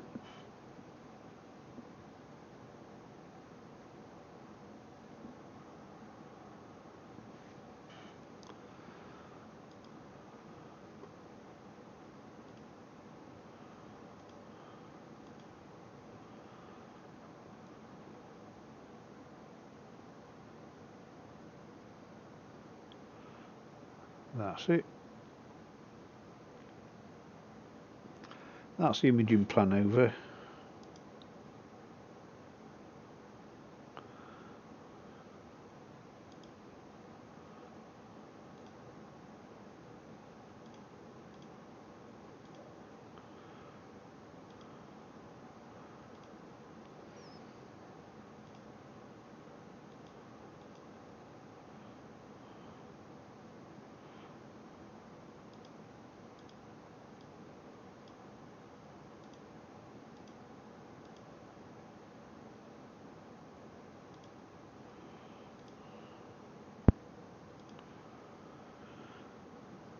Right, slew across and have a look at what we've got.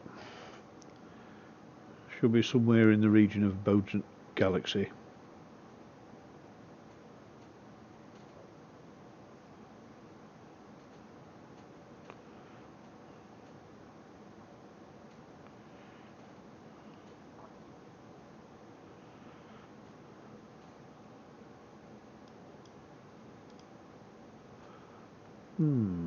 Not there.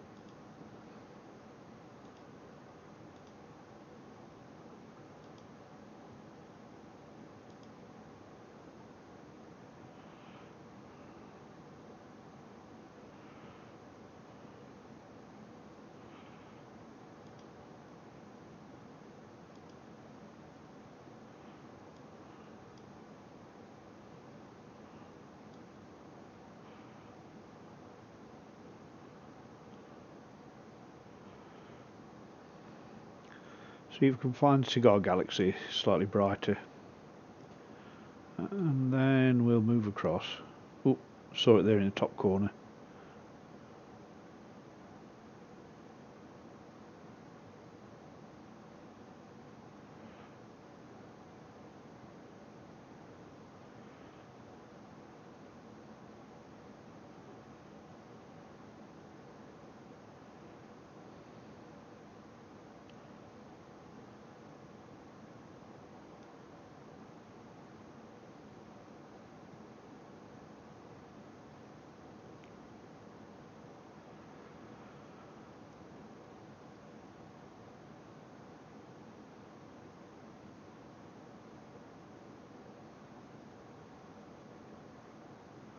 Well, the go-to's off a little bit on this section.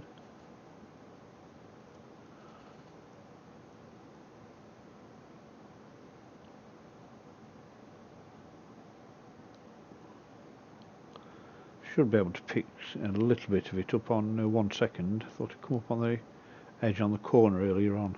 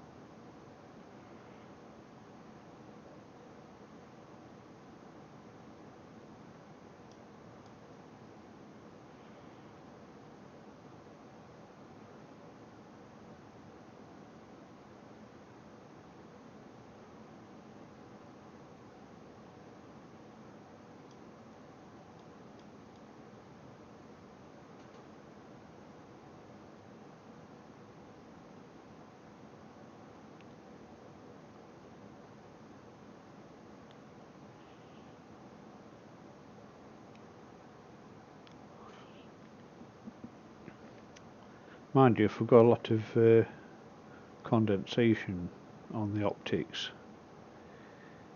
it won't necessarily show up.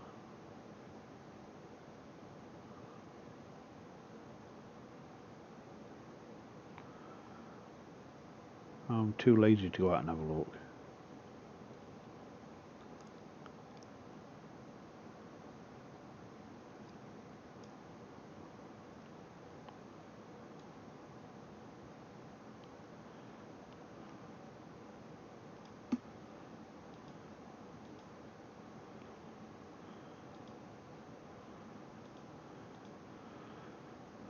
Pick up a reference star. Oops.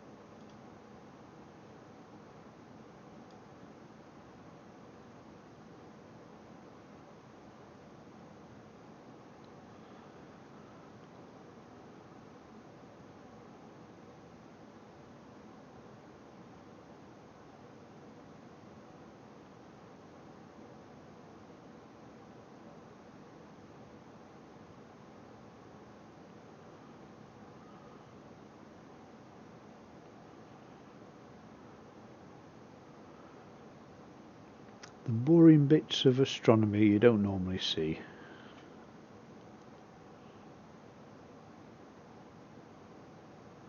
Not picking up many stars, so I think the optics are misting over.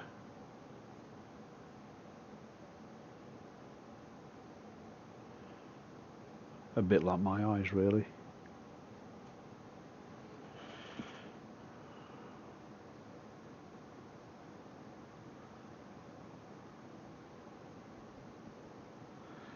Right. Swing across to there. Right, so you can pick Dubé up. That's a nice bright target. That should cut through the condensation.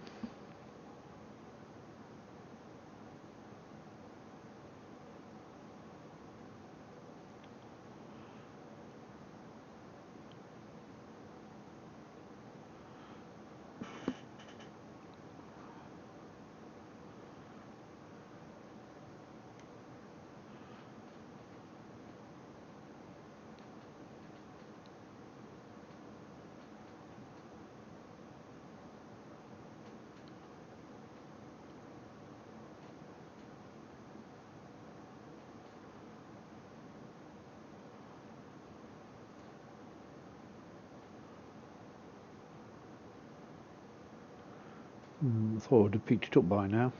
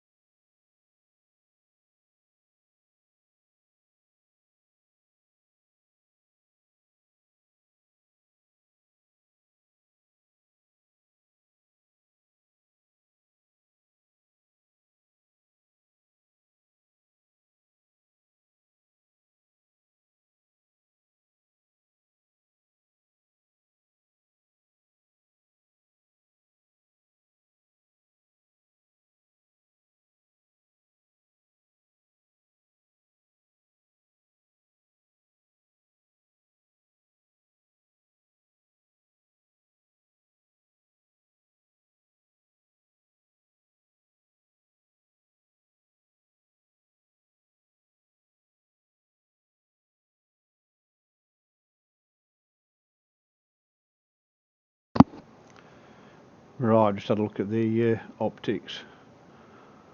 I think one of my power supplies has died because the heaters aren't working.